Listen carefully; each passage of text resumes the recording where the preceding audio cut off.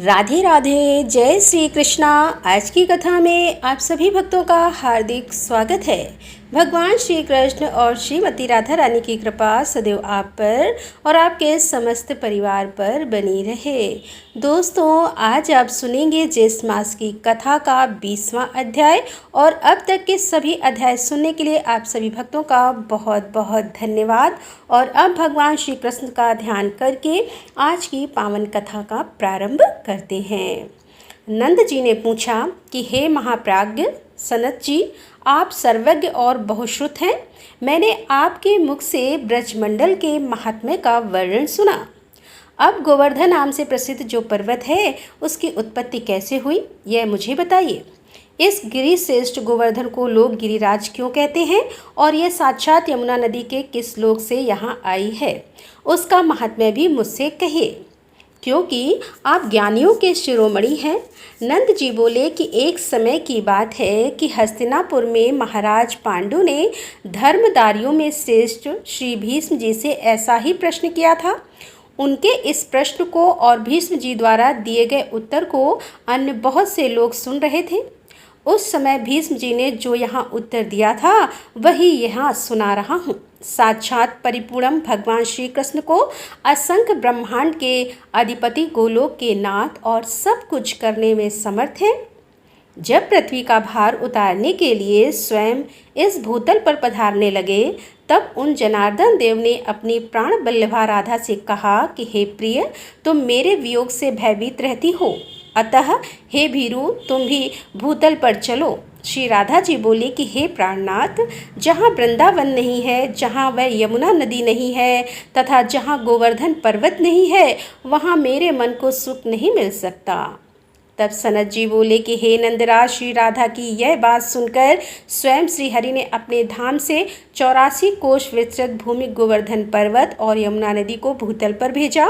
उस समय 84 कोश विस्तार वाली गोलोक की सर्व वंदिता भूमि 2400 वनों के साथ यहाँ आई।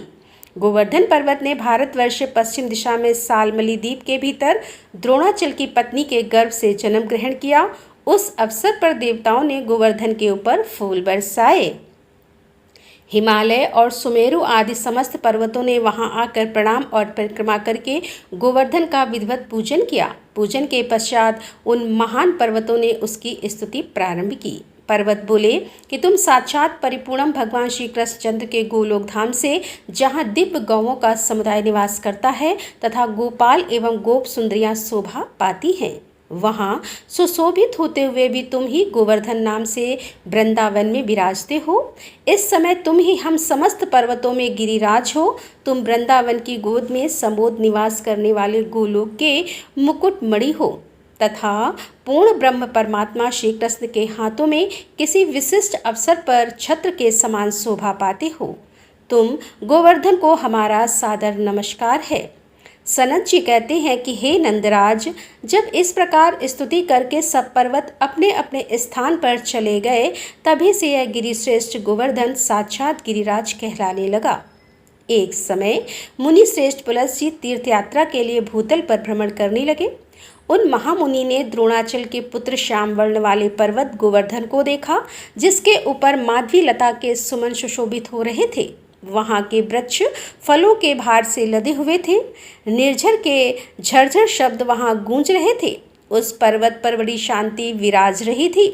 अपनी कंदराओं के कारण वह मंगल का धाम जान पड़ता था। सैकड़ों शिखरों से सुशोभित वह रत्नम मनोहर शैल तपस्या करने के लिए उपयुक्त स्थान था। विविध रंग की चित्र विचित्र धातुएं उस पर्वत के अवयवों में विचित्र शोभा का आधान करती थी। उसकी भूमि ढाल अर्थात उतार चढ़ाव से युक्त थी और वहाँ नाना प्रकार के पक्षी सब ओर व्याप्त थे। मृग और बंदर आदि पशु चारों ओर फैले हुए थे। मयूर की केका ध्वनि से मंडित गोवर्धन पर्वत मुमुक्षु के लिए मोक्षप्रद प्रतीत होता था। मुनिवर पुलस के मन में उस पर्वत को प्राप्त करने की इच्छा हुई। इसके लिए वे द्रोणाचल के समीप गए और द्रोणगिरि ने उनका पूजन स्वागत सत्कार किया। इसके बाद पुलस्की ने कहा कि हे द्रोण, तुम पर्वतों के स्वामी हो, समस्त देवता तुम्हारा समादर करते हैं। तुम दिव्य औषधियों से संपन्न और मनुष्यों को सदा जीवन देने वाले हो। मैं काशी का निवासी मुनि हूँ और तुम्हारे निकट याचक होकर आया हूँ। तुम अपने पुत्र गोवर्धन को मुझे दे दो, यहाँ अन्य वस्तुओं से मेरा कोई प्रयोजन नहीं है। तब भगवान विश्वेश्वर की महानगरी काशी नाम से प्रसिद्ध है, जहाँ मरण को प्राप्त हुआ पापी पुरुष भी तत्काल मरण मोक्ष को प्राप्त कर लेता है, जहाँ गंगा नदी प्राप्त होती है और जहाँ साक्षात विश्वनाथ भी विराजमान है। मैं वहीं तुम्हारे पुत्र को स्थापित करूँगा, जहाँ दूसरा कोई पर्वत नहीं है। लता बेलों और वृक्षों से व्याप्त जो तुम्हारा पुत्र गोवर्धन है, उसके ऊपर रहकर मैं तपस्या करूँगा। ऐसी अभिलाषा मेरे मन में जागृत हुई है।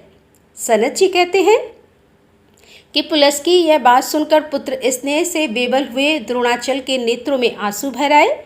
उनसे पुलस मुनि ने कहा कि बोला कि हे महामने, मैं पुत्र स्नेह से आकुल हूँ। यह पुत्र मुझे अत्यंत प्रिय है, तथापि आपके शाप से भयभीत होकर मैं इसे आपके हाथों में देता हूँ।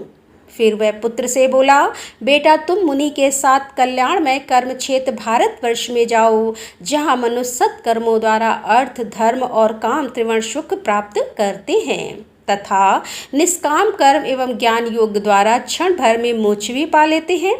गोवर्धन ने कहा कि हे मुने, मेरा शरीर 8 योजन लंबा, 2 योजन ऊंचा और 5 योजन चौड़ा है। ऐसी दशा में आप किस प्रकार मुझे ले चलेंगे? तब पुलस जी बोले कि बेटा तुम मेरे हाथ पर बैठकर सुखपूर्वक चलो, और जब तक काशी नहीं आ जाती तब तक मैं तुम्हें अपने हाथ पर ही ढो चलूँगा। गोवर्धन ने कहा कि हे महामने, मेरी एक प्रतिज्ञा है, आप जहाँ जहाँ कहीं भी भूमि पर मुझे एक बार रख देंगे, वहाँ की भूमि से मैं पुनः उत्थान नहीं करूँगा। पुलस जी बोले कि मैं इस शालमली द्वीप से लेकर भारतवर्ष के कौशल देश तक तुम्हें कहीं भी रास्ते में नहीं रखूँगा, यह मेरी प्रतिज्ञा है।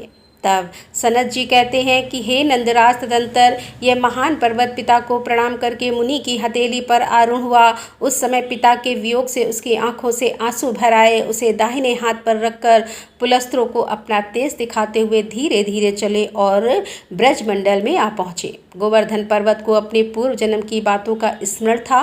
ब्रज में आने पर उसने मार्ग में मन ही मन सोचा कि यहाँ ब्रज में असंख्य ब्रह्मांड नायक साक्षात परिपूर्ण भगवान श्री कृष्ण अवतार लेंगे और ग्वाल बालों के साथ बाल लीला तथा कैशोर लीला करेंगे। इतना ही नहीं, वे श्रीहरि यहाँ दान लीला और मान लीला भी करेंगे। अतः मुझे यहाँ से अनंतर नहीं जाना चाहिए। यह ब्रज भूमि और यह यमुना नदी गोलोक से यहाँ आई है। श्री राधा के साथ भगवान श्री कृष्ण का भी यहाँ शुभागमन होगा। उनका उत्तम दर्शन पाकर मैं कृत्य हो जाऊँगा। अब मन ही मन ऐसा विचार करके गोवर्धन ने मुनि की हथेली पर अपने शरीर का भार बहुत अधिक बढ़ा लिया। उस समय मुनि अत्यंत थक गए। उन्हें पहले की कही हुई बात की याद ही नहीं रही। उन्होंने पर्वत को हाथ से उतारकर ब्रजमंडल में रख दिया।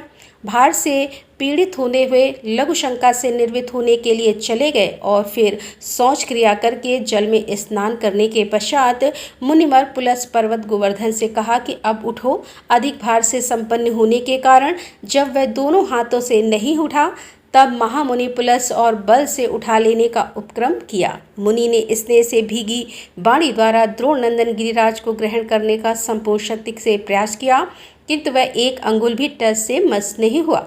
तब पुलस जी बोले, गिरिश्रेष्ठ चलो चलो, भार अधिक ना बढ़ाओ। मैं जान गया कि तुम रूठे हुए हो। शीघ्र बताओ तुम्हारा क्या अभिप्राय है। तब गोवर्धन पर्वत ने उन्हें पहले की बात की स्मरण कराई और कहा कि अब तो मैं यहाँ से कहीं नहीं जाऊँगा। तब सनत जी कहते हैं कि यह उत्तर सुनकर मुनि श्रेष्ठ पुलस की सारी इंद्रियां क्रोध से चंचल हो उठी। उनके ओष्ठ फड़कने लगे।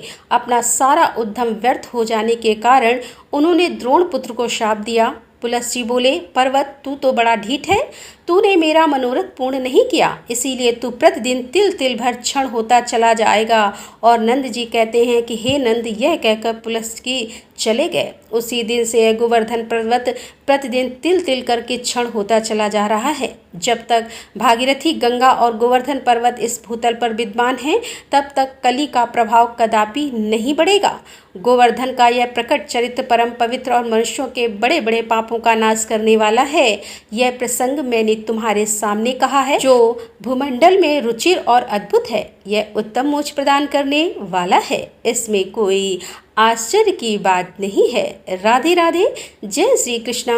आज की कथा का यहीं पर समापन करती हूँ। इसके आगे का वृतांत आप कल की कथा में सुनेंगे।